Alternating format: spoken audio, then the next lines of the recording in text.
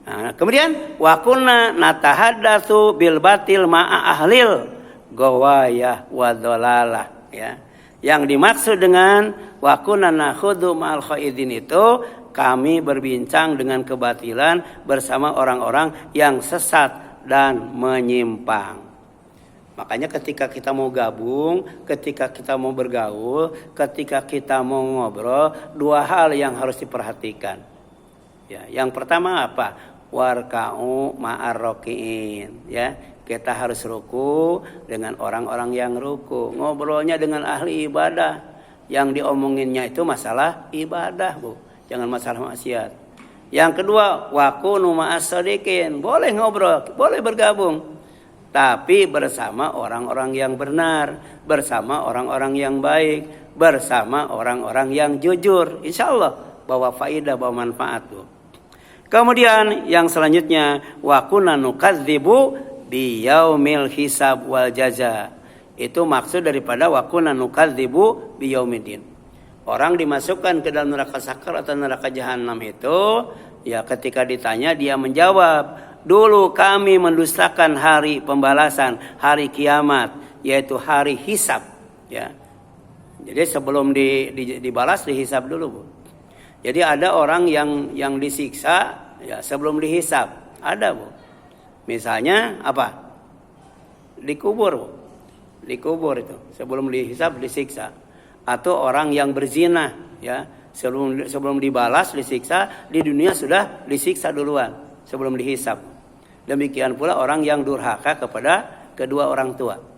Tapi nanti ada balasan yang ditimpakan setelah dihisab. Apa? Sorga dan neraka itu. Sorga dan neraka.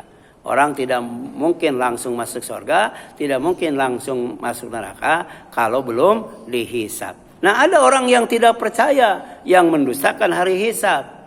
Apalagi kemudian ada hari pembalasan. Hatta atana yakin, sampai datang kepada kami kematian. Hatta ja'ana al-maut, nahnu fi dzalika dzalalah wal munkarat. Hingga kematian datang kepada kami, sementara kami masih berada dalam kesesatan dan kemunkaran. Terakhir, Bu. Dalam hadis yang sahih ada kata rohinah, ya, kata tergade atau murtahanun, ya.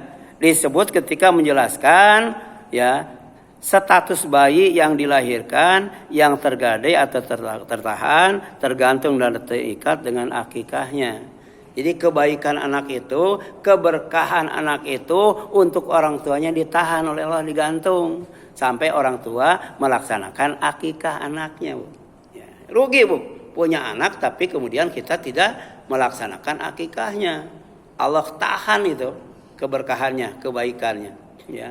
Karena ternyata anak itu, ya, Allah berikan kepada orang untuk memberikan kebaikan dan keberkahan. Makanya ada doa kalau, ya, saudara kita jadi karunia anak atau melahirkan. Ada yang tahu doanya gimana, Bu? Ya, kalau ada tetangga melahirkan, ya, teman melahirkan, saudara melahirkan, ada yang tahu doanya, ya? Yuk. Burika laka fil mauhub wa syakartal wahib wa rizqta birrahu, ya, wa balagha asyudahu. Itu doanya. Kita doakan pertama, ya, supaya bayi yang dilahirkan itu, ya, diberkati, memberikan berkah kepada orang tuanya.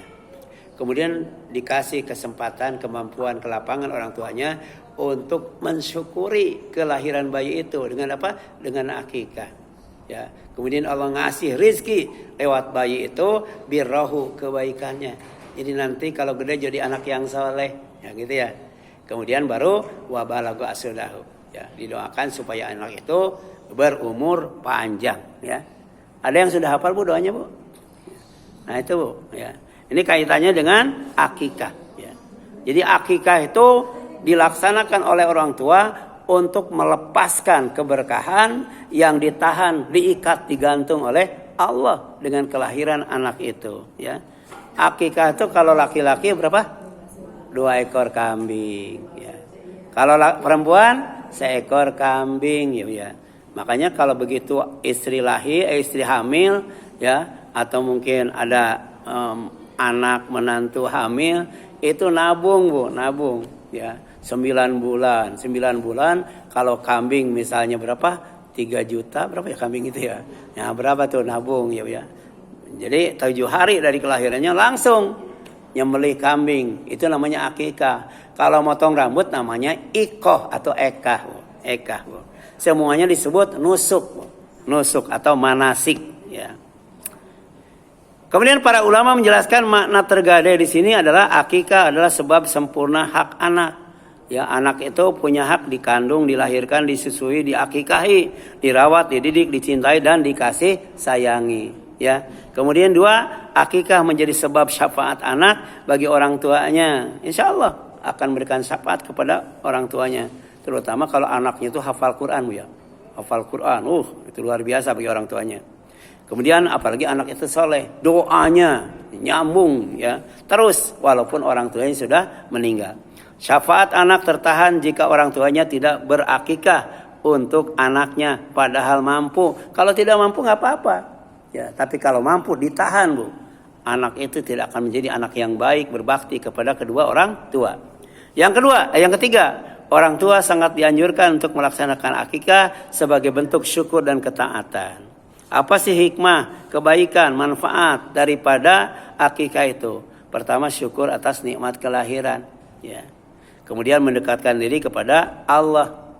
Kemudian menghidupkan sunnah Nabi. Kemudian menumbuhkan kepedulian sosial, ya. Poin pentingnya silahkan dibaca nanti, ya. Ada yang tanyakan silakan Bu. Ada? Ya, silakan Bu.